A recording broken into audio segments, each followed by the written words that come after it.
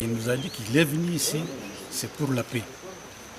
Et or, nous, notre préoccupation, effectivement, c'est la paix. Même nos populations, ils voudraient avoir cette paix.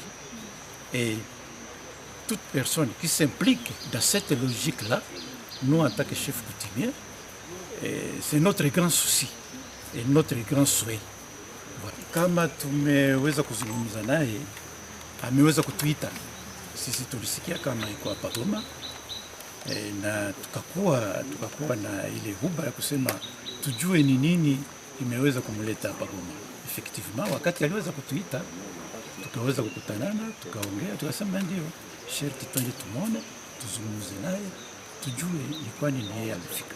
Na ndani ya mazungumzo yake, effectivement ameweza kutuambia ameweza kufika hapa kuona kama mambo haiendeke na inafaa akuwe na mazungumzo na watu, na ndio vile tumeweza kuzungumza.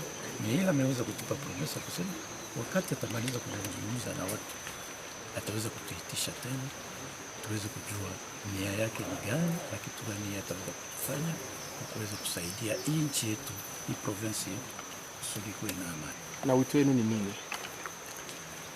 Wito wetu ni kusema tukuwe na amani.